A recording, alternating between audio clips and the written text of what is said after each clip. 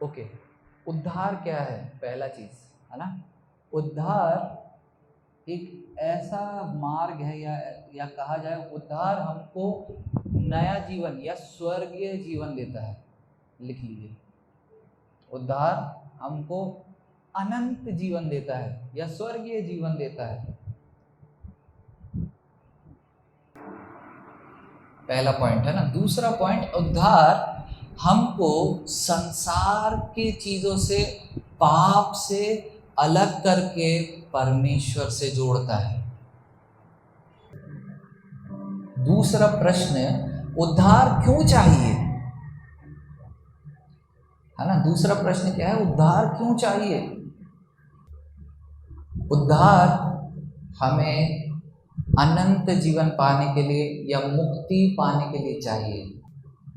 तीसरा प्रश्न, उद्धार किस किस के लिए है?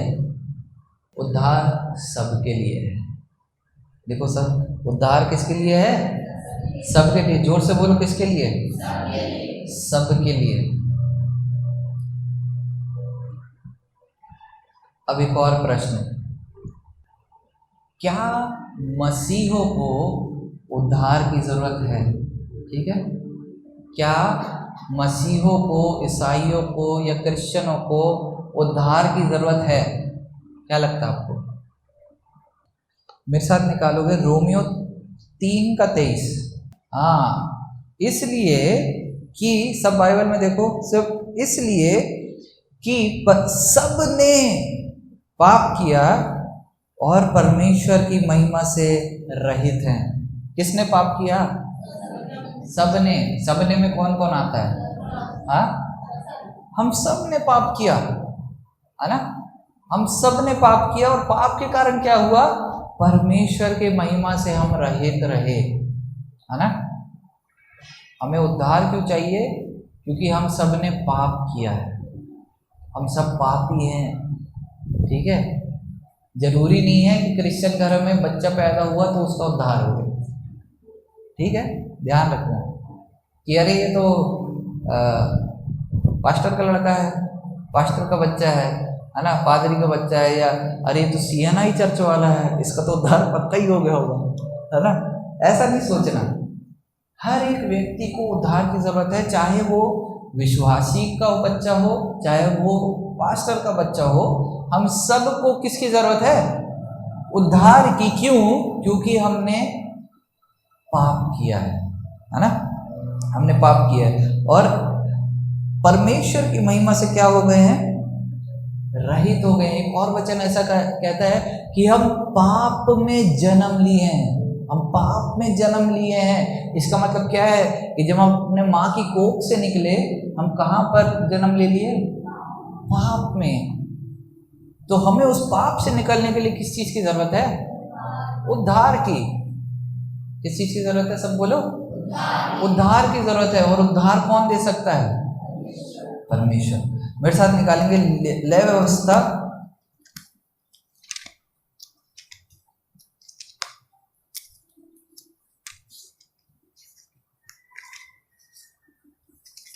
उसका 4:1।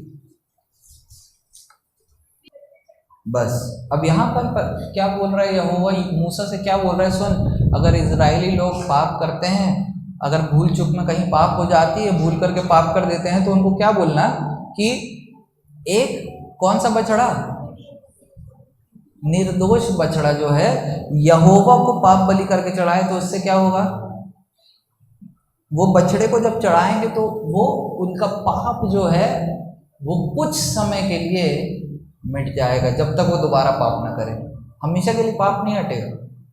ठीक है, याद रखना। पुराने नियम में क्या होता था, अगर ये पूरा अध्याय पढ़ोगे 4 से लेकर के 5 के 13 तक, तो वहां पर ऐसा लिखा है कि भेड़ को लाना, बछड़े को लाना, निर्दोष बछड़ा जो रहेगा उसके ऊपर तुम अपने हाथ को रखना और फिर उसको बलि में चढ़ाना। हाथ को क्यों रखना?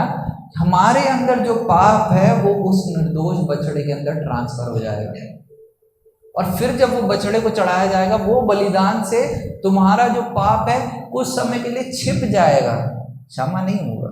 पुराने नियम में पाप छिपते थे, क्षमा नहीं होते थे, है ना। अगर माफ कर दिए गए होते या मिटा दिए गए होते तो उनको बार बार बलि चढ़ाने की जरूरत नहीं थी। समझ में आ रहा है? पाप से रहित होने के लिए पुराने नियम में क्या किया जाता था? निर्दोष बछड़े को बलि किया जाता था। अब निकालेंगे इब्रानियों उसका 10। व्यवस्था, ध्यान से सुनना ना, बाइबल देखते रहना।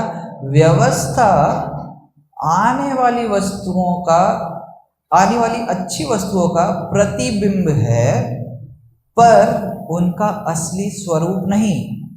इसलिए फिर आगे,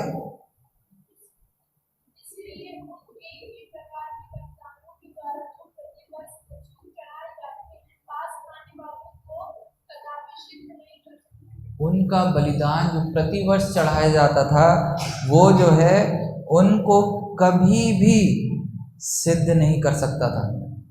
यहाँ पर लिखा है अचूक चढ़ाए जाते हैं, पास आने वालों को कदापि सिद्ध नहीं कर सकती थी। पास आने वालों का क्या मतलब है? जो परमेश्वर के पास आना चाहते हैं वो सिद्ध नहीं हो सकते थे बछड़ा चढ़ा के।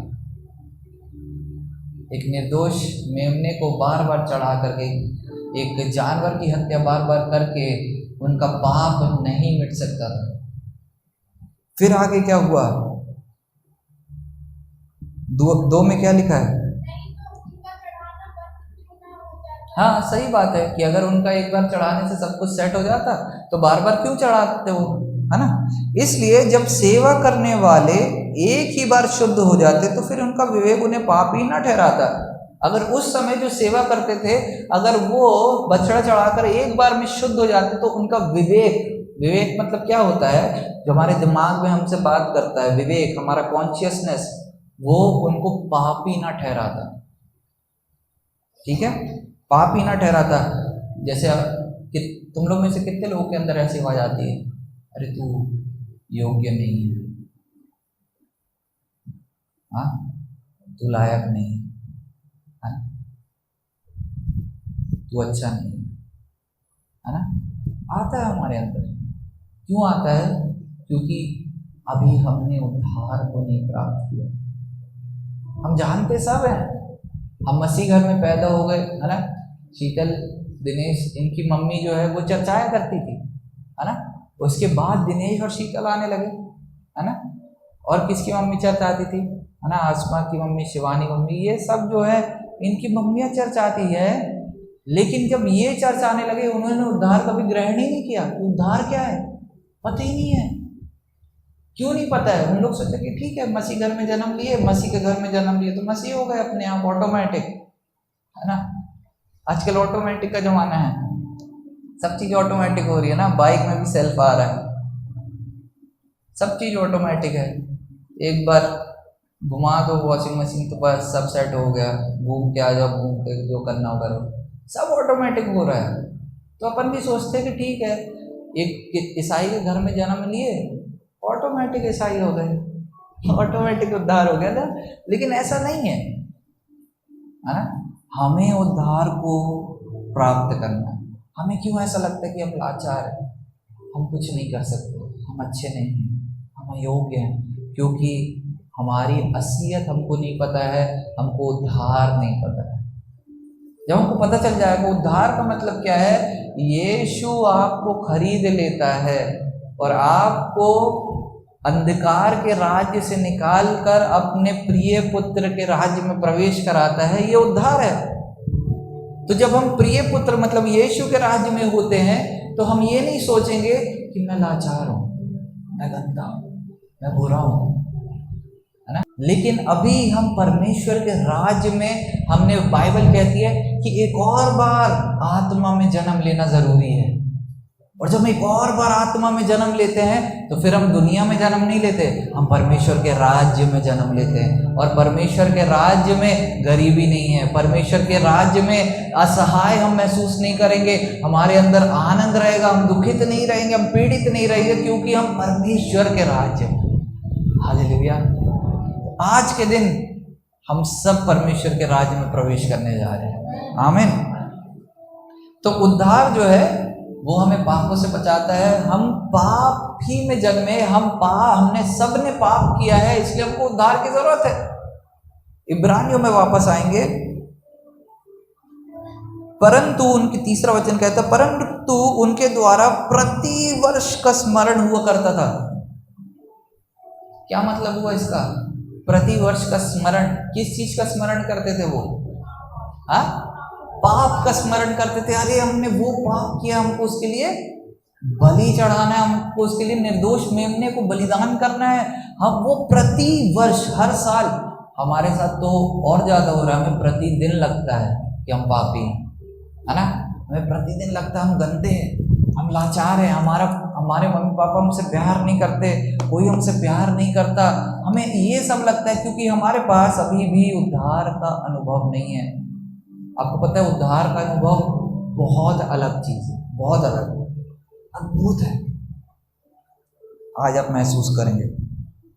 चौथा वचन जो हमेशा मेरे को, आज सुबह से मेरे को रुला रहा है, जब मैं सुबह प्रार्थना में बैठा था, चौथा वचन क्या कहता है? क्योंकि यह अनहोना है कि बैलों और बकरों का लहू पापों को दूर करे।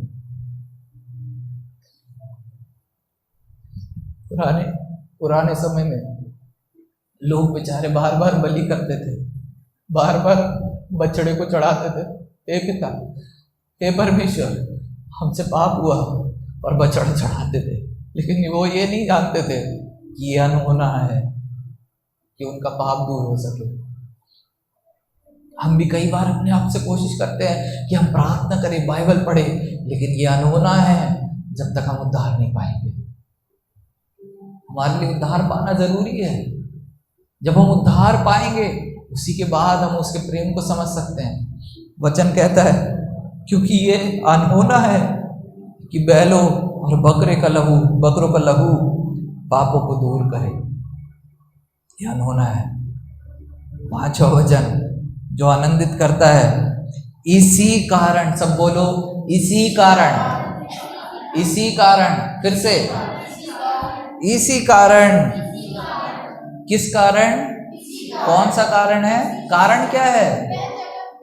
नहीं, कारण क्या है? क्योंकि कारण ये है, अरे बैलों और बकरों से पाप, बैलों और बकरों के लहू से पाप दूर नहीं होता, इसी कारण वो जगत में आया। हालेलुया। यीशु जानता था ये बैल चढ़ा रहे हैं, ये बकरे चढ़ा रहे हैं, ये निर्दोष मेमनों को चढ़ा रहे हैं, लेकिन ये सबसे कुछ नहीं होगा, इसी कारण वह जगत में आया। वह जगत में आते समय क्या कहता है? बलिदान और भेंट तूने नहीं चाहिए। ये कौन बोल रहा है? यीशु परमेश्वर को बोल रहा है, बलिदान और भेंट तूने ना चाहिए, पर मेरे लिए एक देह तैयार की। आमीन।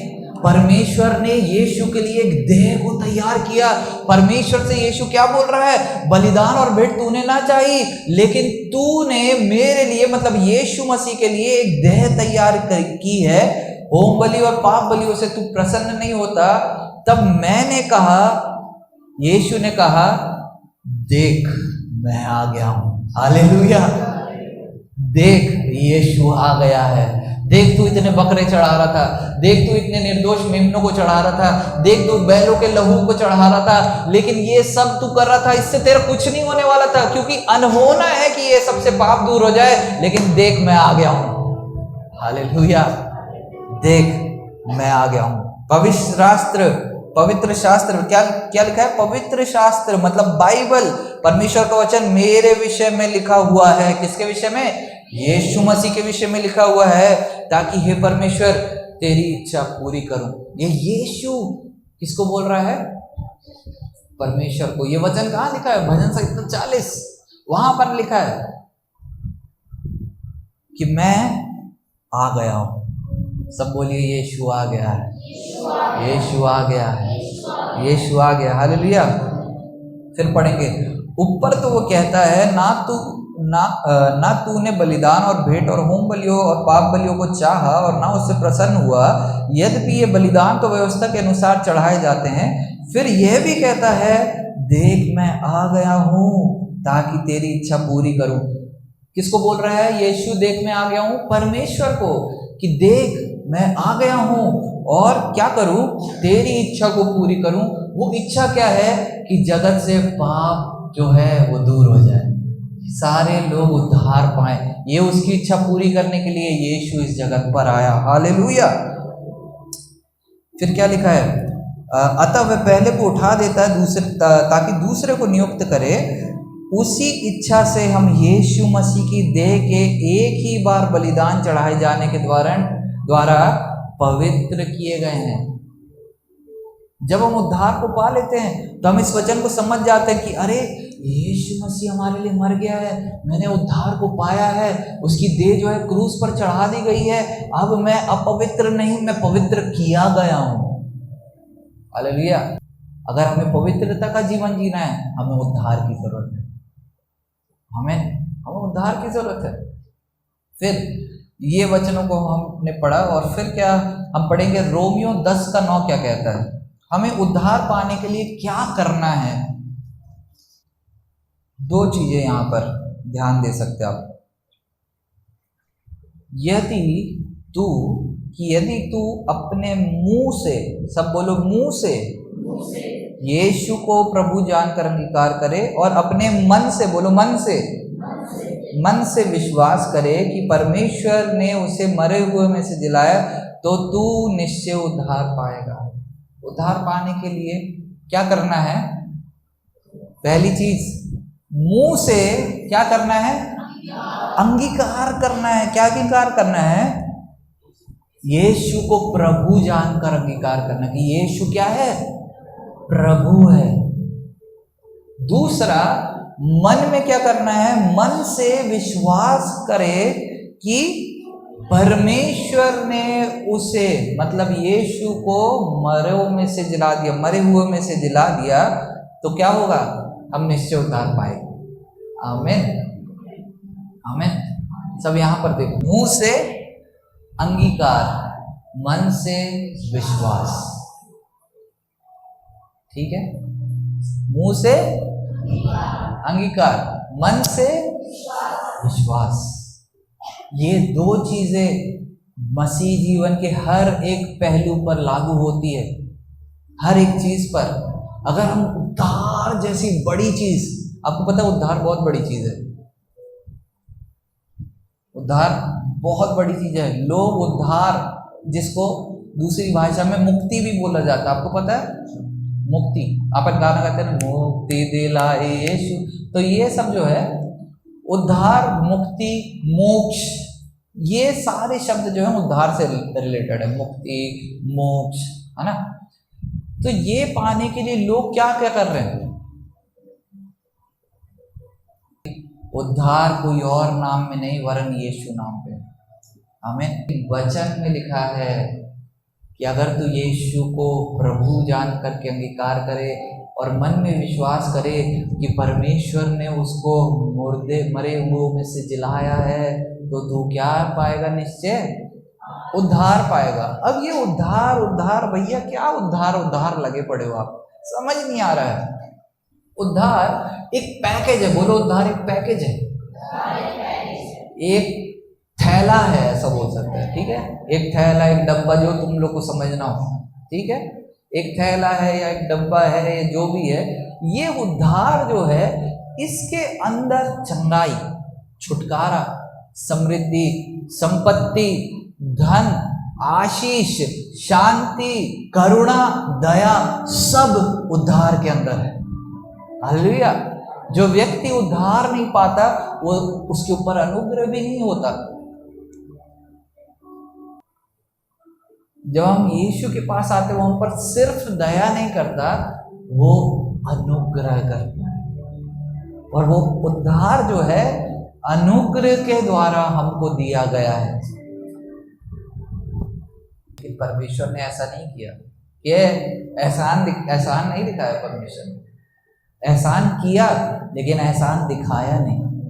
अपन एहसान करते भी नहीं तो भी दिखाते हैं, लेकिन परमेश्वर ने एहसान किया लेकिन दिखाया नहीं।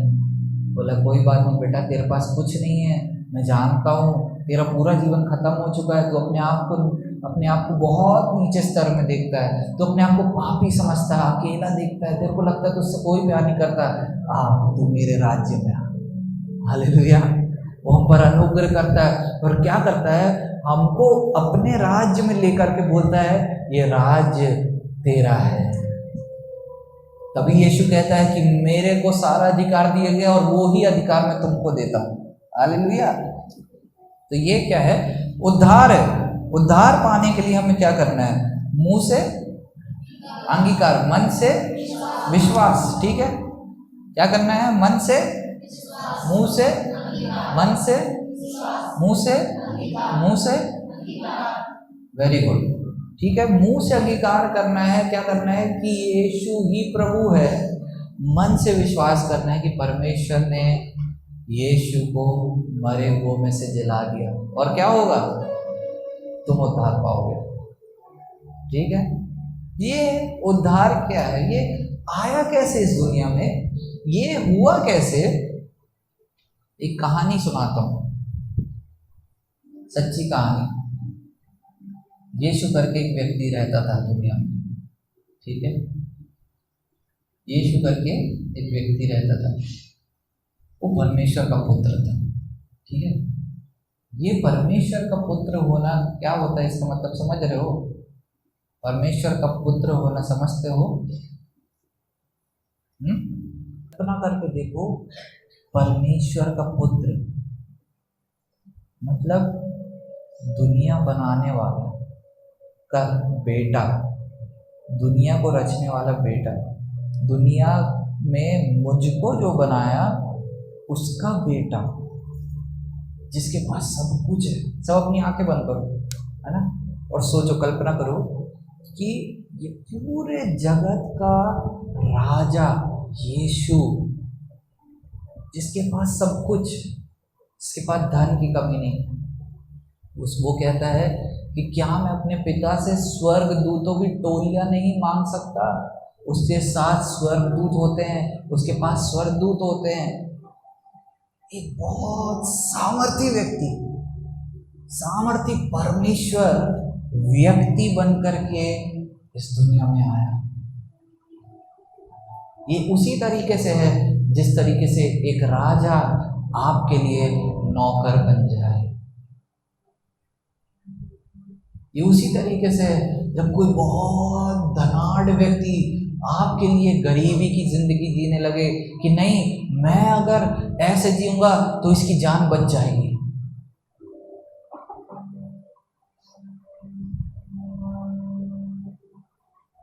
सोच करके देखिए कि आप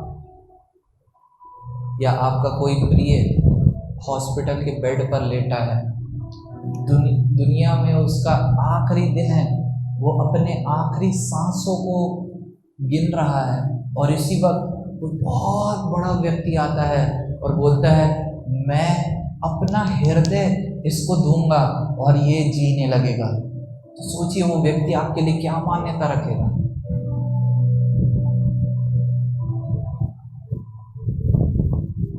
वैसे ही एक व्यक्ति आया जिसने बोला कोई बात नहीं, मेरे बच्चों ने जितना भी पाप किया हो, मैं वो सारे पापों को क्रूस पर ले लूँगा, मैं उनके सारे श्रापों को क्रूस पर ले लूँगा, मैं उनके सारे बंधनों को क्रूस पर तोड़ दूँगा, मैं उनकी सारी गरीबी को क्रूस पर दूर कर दूँगा, मैं सब कुछ उनके लिए चुका दूँगा। सारा दाम आपके लिए चुका दिया है परमेश्वर ने यीशु के द्वारा। वो यीशु इस दुनिया में आया।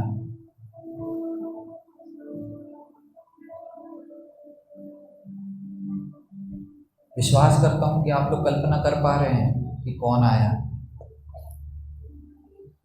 विश्वास करता हूं कि आप लोग समझ पा रहे हैं कि एक ऐसा व्यक्ति, या मैं ऐसा कहूं कि एक ऐसा परमेश्वर व्यक्ति बन करके आया जो स्वर्ग में रहता था, जो स्वर्ग का आनंद रोज उठाता था।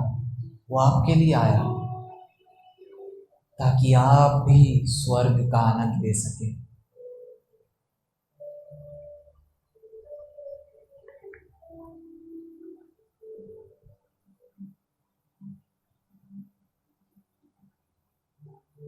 हालेलुया, सब लोग आके बोल सकते हैं। अब आप लोग समझ रहे हैं कि मैं किस व्यक्ति की बात कर रहा हूँ? यीशु, कि वो कैसा था जिसने सब कुछ चुका दिया हमारे लिए। आपको पता है पुराने नियम में पाप कर दो तो बार बार याजक के पास जाकर के उस निर्दोष बछड़े को मारना पड़ता था, लेकिन यहाँ तो स्वर्ग से परमेश्वर का पुत्र स्वयं बलिदान होने के लिए आ गया। क्यों आया? क्योंकि यह अनहोना था कि बैलों के लहू से, बकरों के लहू से पाप दूर हो सके। वो हमारे लिए आ गया। हम क्या कर रहे हैं? हम क्यों इस बात को नहीं समझ पा रहे हैं? क्योंकि उद्धार नहीं मिला।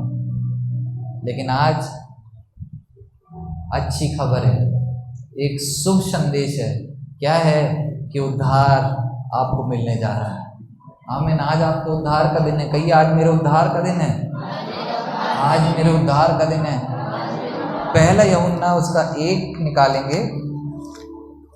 देखिए, कई बार आप लोग को क्या लगेगा जब मैं आज प्रचार कर रहा हूँ ना, आप लोग को यहाँ देखिए एक बार, आप लोग कई बार लगेगा अरे मैं तो कोई पाप नहीं कर रहा, है ना? लगेगा, अंदर से शैतान आपको झूठ बोलेगा, अरे मैंने तो कोई पाप नहीं किया, अरे मैं तो ठीक हूँ, अरे मैं स्कूल जाती हूँ, स्कूल से आ जाती हूँ, खाना पकाती हूँ, पानी भरती हूँ, सो जाती हूँ, इसमें क्या पाप है ना? लेकिन अपन ने वचन पढ़ा ना कि सबने पाप किया। अब आप बोलेंगे ये कैसा वचन है यार, मैंने पाप नहीं किया फिर भी बोल रहे सबने पाप किया।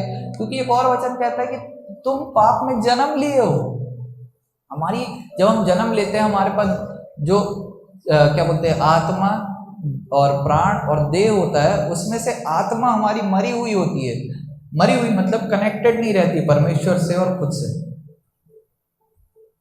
तो वो मरने का जो अनुभव वो पाप के कारण है। तो ये क्या होता है, पहला यूहन्ना निकालेंगे। तो जब ये शैतान ऐसा बोले, या आपका दिमाग आपके साथ खेले कि तूने तो कभी पाप ही नहीं किया, तू तो पाप रहित है, अरे तेरे को जरूरत नहीं है उद्धार की, तू तो छोटे से चर्च आ रही है, तू तो छोटे से चर्च आ रहा है, तुझे कोई जरूरत नहीं है, तू बढ़िया बिंदास है। पढ़ेंगे 8वां वचन कहता है, पहला यूहन्ना 1 अध्याय 8वां वचन, यदि हम कहें कि हम में कुछ भी पाप नहीं तो अपने आप को धोखा देते हैं और हम में सत्य नहीं। बाइबल क्या कह रही है? कि अपन बोले कि हम तो कोई पाप नहीं कर रहे, है ना? शायद ये सच हो सकता है, आप पाप नहीं कर रहे, लेकिन आप पापी फिर भी हो, क्योंकि आपने दुनिया में जन्म लिया। अब आपको उद्धार की जरूरत है। आपको लग रहा होगा भैया तो पानी के लेकर के खड़े हो गए, बस उद्धार दिए पड़े हम लोग को, है ना? ऐसा नहीं है। जब मैं खुद 4वीं-5वीं क्लास में था, जब मैं छोटा सा बच्चा था, तब मैंने उद्धार को प्राप्त किया, पास्टर का बेटा होने के बावजूद भी। तब मैंने उद्धार की प्रार्थना की, प्रभु मैं पापी हूँ। जब मैं 4वीं-5वीं क्लास का बच्चा हूँ, मैं क्या पाप किया होगा? बस टॉफी यहाँ से वहाँ चुरा लिया होगा थोड़ा सा इधर उधर, है ना? मैंने क्या पाप किया होगा? 5वीं क्लास का बच्चा, हमारे पास तो कुछ होता भी नहीं था कि कुछ ले लें, गरीब थे, है ना? क्या कर लेता? लेकिन मैं उस छोटी अवस्था में भी इस बात को समझ गया कि हाँ मैं पापी हूँ, मुझे उद्धार की जरूरत है। आप लोग जानते हैं, देखिए आप लोग जानते हैं कि आप लोग ने क्या पाप किए हैं। अगर आपके सामने फोन पड़ा है और बज रहा है और आप फ़ोन नहीं उठाते हैं, और उसी व्यक्ति को बाद में बोलते हैं भाई मैंने ना फ़ोन नहीं देखा, या फ़ोन साइलेंट में था, या मैं फ़ोन से दूर था इसलिए फ़ोन नहीं उठा पाया, वो क्या है? पाप है, वो झूठ है, झूठ पाप है ना? तो हमें ये सब चीज़ों से छुटकारा पाना है। तो अपन सब ने क्या किया है? सबने क्या किया है? पाप किया है, चाहे वो ईसाई के बच्चे हों, चाहे वो कसाई के बच्चे हों, ठीक है? हम सब ने पाप किया, हम सब पाप में ही जन्म लिए, हम सब पाप में ही पैदा हुए हैं। तो अगर हम पाप में पैदा हुए हैं तो हमें किस चीज की जरूरत है? उद्धार की। उद्धार कौन दे सकता है? उद्धार को पाने के लिए क्या करना है? ठीक है, उद्धार पाने के लिए। तो आखिरी चीज जो हम अभी देख रहे हैं वो ये है कि यदि हम पाप, बोले कि हमने पाप नहीं किया है, तो हम क्या कर रहे हैं? अपने आप को धोखा दे रहे हैं। वचन क्या कह रहा है 8वें वचन में? अगर हम कहे कि हम में पाप ही नहीं है तो हम अपने आप को क्या कहते हैं? धोखा देते हैं, और हमें क्या नहीं है? सत्य नहीं है। ठीक है, लेकिन 9वां वचन क्या कहता है? यदि हम अपने पापों को मान ले तो वह हमारे पापों को क्षमा करने और हमें सब अधर्म से शुद्ध करने में विश्वास योग्य और धर्मी है। हालेलुया। अगर हम अपने पापों को अंगीकार करते हैं, हाँ प्रभु मैं पाप में जन्म लिया, हाँ प्रभु मेरे से गलती हुई, हाँ प्रभु मैं आज पापों पर क्षमा मांगता हूँ, हाँ प्रभु तू मुझे माफ कर, तू मुझे क्षमा कर, तू मुझे अपने लहू से धो, शुद्ध कर, तो वो क्या है?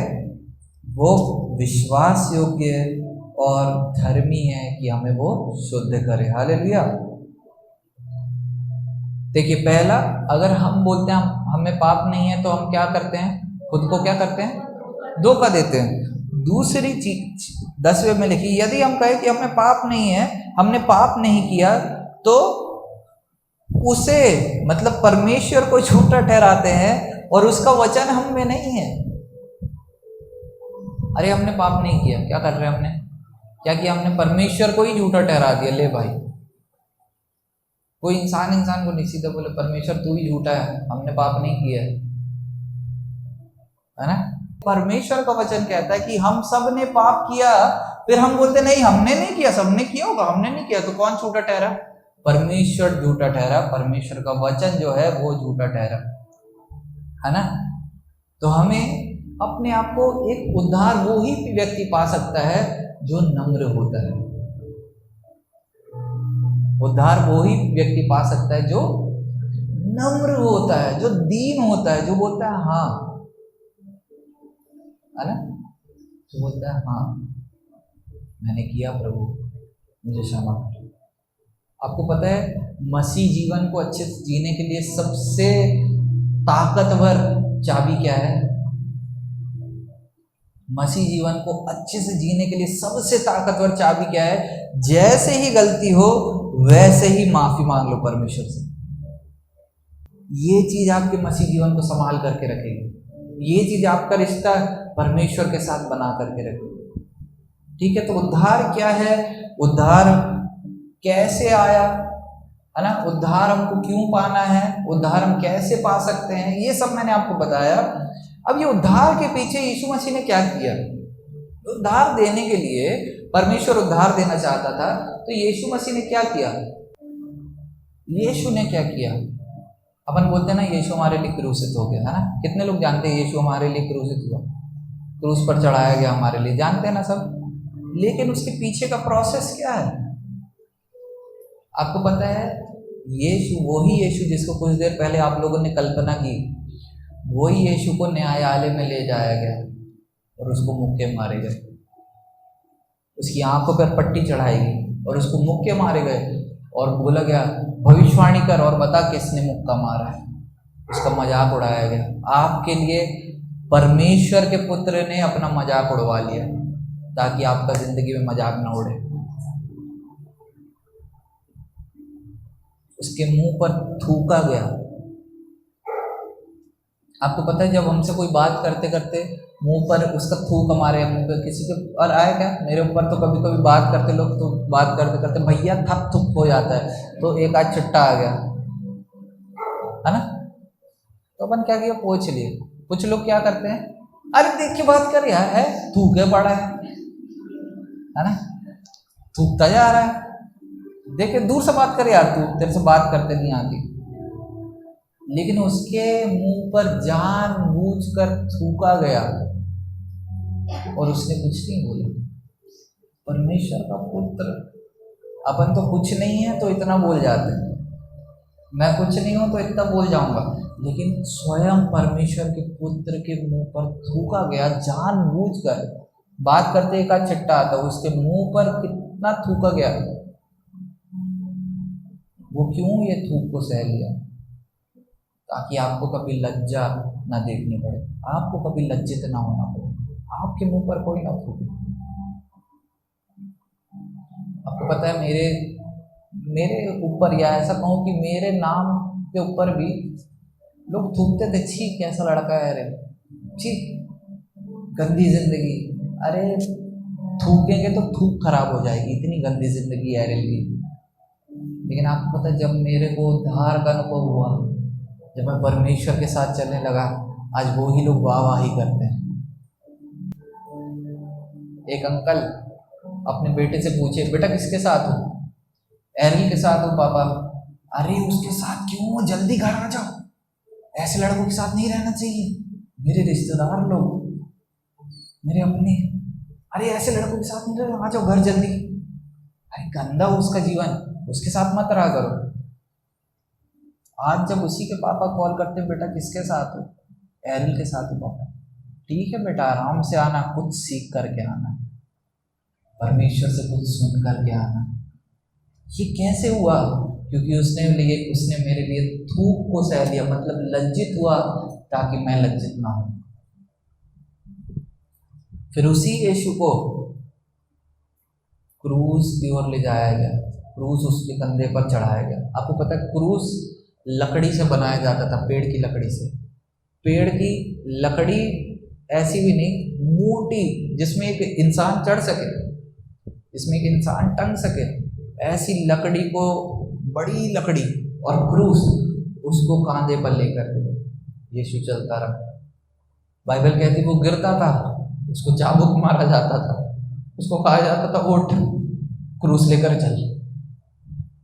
वो अपनी मौत को अपने कंधे पर लेकर के चल रहा था, ताकि आप जीवन लेकर के चले। फिर उसको क्रूस पर चढ़ाया गया। अब पता है क्रूस पर चढ़ाने के लिए क्रूस को खड़ा करके नहीं चढ़ाया जाता है, क्रूस को लिटा कर रखना पड़ता है, और उस पर उसको लिटाया गया। लिटाने के बाद उसके हाथ में कीले ठोके गए। आपको पता है कि ये जो फोटो टंगी है, इसके पीछे छोटा सा कीला है, घड़ी टांगने के लिए छोटा सा कीला है ना। हम सब ये चीज़ें छोटी छोटी कीलों से करते हैं, लेकिन एक इंसान के हाथ को वहां पर दबा कर रखने के लिए इतना बड़ा कीला, इतना मोटा, उसके हाथ से होता हुआ, वो लकड़ी से होता हुआ पार किया गया। हमारे लिए कितना दर्द होगा सोचो। हमारे उंगली में, हाथ में एक पिन भी चुभ जाए तो कितना दर्द होता है। उसने कुछ ना, बाइबल में कहीं नहीं लिखा कि उसने चिल्लाया, उसने बोला दर्द हो रहा है, उसने कुछ भी बोला कि मत करो, लेकिन उसने गत्सेमनी के उस बगीचे में बोला, प्रभु ये कटोरा मैं नहीं पी पाऊंगा, लेकिन फिर भी मेरी नहीं तेरी इच्छा पूरी हो। उसका मन नहीं था, एक बार उसका मन नहीं किया कि नहीं प्रभु ये बहुत दर्दनाक होगा, मैं कैसे करूँगा, लेकिन प्रभु मेरी नहीं तेरी इच्छा पूरी हो। हमारा उद्धार का जीवन सस्ता नहीं है मेरे प्रियो। हमारे लिए उद्धार बहुत ज्यादा दाम दे करके दिया गया है। हम अपने जीवन को बहुत लापरवाही से चला रहे हैं, जैसा मन करते हैं वैसे जी रहे हैं, जैसा चाहते हैं वैसे चल रहे हैं, जैसा चाह रहे वैसा बोल रहे हैं, लेकिन ये सब के लिए हमारे जीवन नहीं है। हमको परमेश्वर ने उद्धार के लिए बनाया, हमारे लिए हाथों पे एक नहीं, दो नहीं, तीन तीन कीलों को अपने शरीर में ले लिया। पहला हाथ, फिर दूसरे हाथ, हर हथौड़े के बाद उसको दर्द हो रहा है, लेकिन वो परमेश्वर मेरी नहीं तेरी इच्छा पूरी हो, मेरी नहीं तेरी इच्छा पूरी हो। उसके दोनों पैरों को जोड़ा गया और दोनों पैरों से चीरते हुए कीलों को उस काठ पर, उस क्रूस पर ठोक दिया गया ताकि वो टंग सके।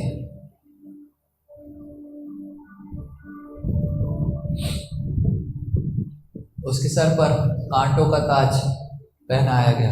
आपको पता है उसके सर पर कांटों का ताज रखा नहीं गया, पहनाया गया।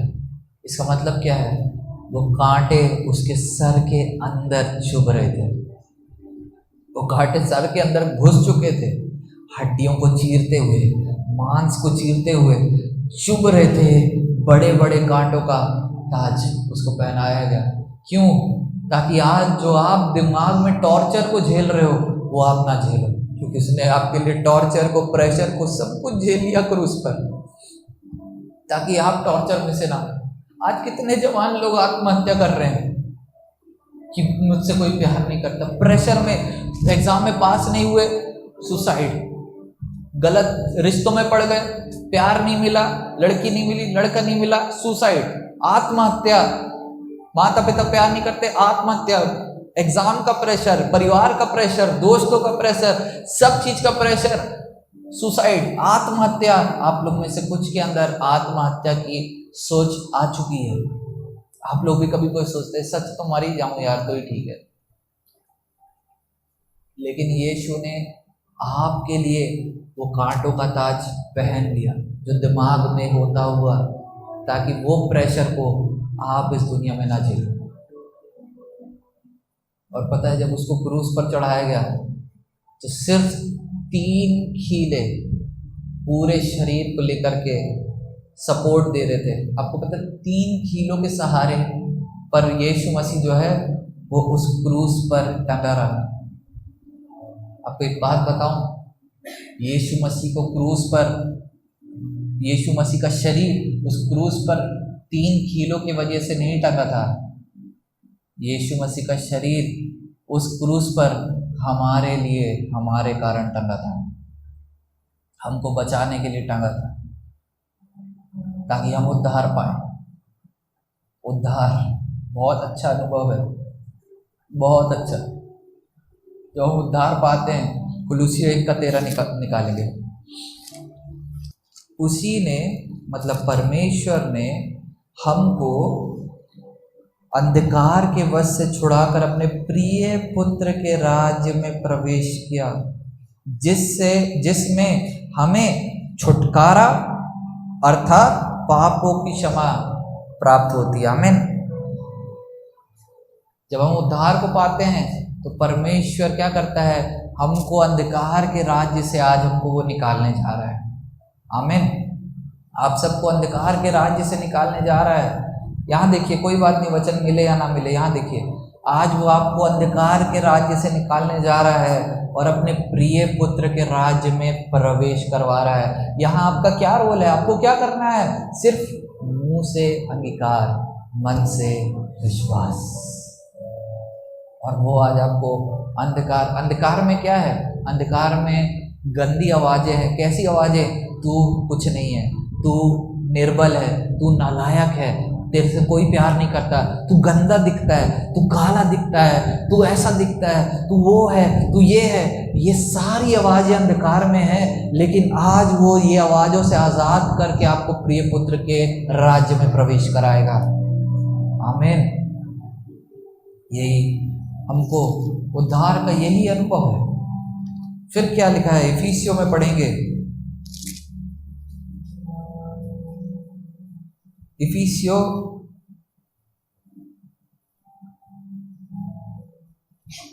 2:4-5।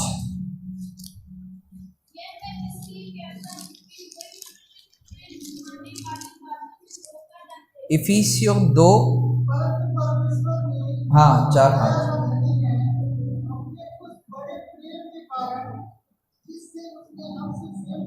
हाँ बस एक मिनट ना। परमेश्वर ने, सब बोलिए, परमेश्वर ने जो दया का धनी है, अपने उस बड़े प्रेम के कारण, जिससे उसने हमसे प्रेम किया। वो प्रेम किया, लेकिन प्रेम के बाद क्या किया? 5वां वचन पढ़ेंगे।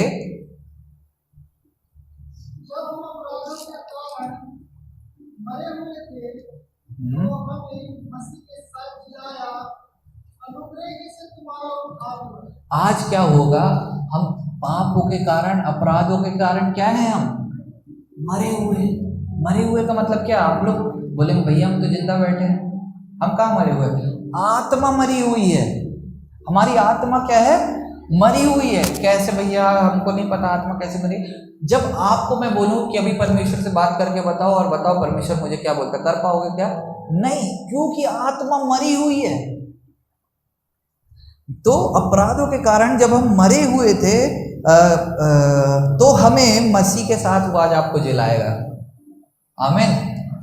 मसीह के साथ वो आपको क्या करेगा, जिलाएगा। आज अनुग्रह के ही कारण आप लोगों का उद्धार होगा। आज अनुग्रह के ही कारण हमारा उद्धार होगा। ये अनुग्रह है, आज आपको, आप खुद से नहीं आए हैं, अनुग्रह के कारण आए हैं, और यही अनुग्रह आपको उद्धार देगा। यही अनुग्रह के कारण आप उद्धार पाओगे। आमीन। कहिए आज मेरा उद्धार का दिन है, आज मेरे उद्धार का दिन है। इब्रानियों 3:15 पढ़ेंगे।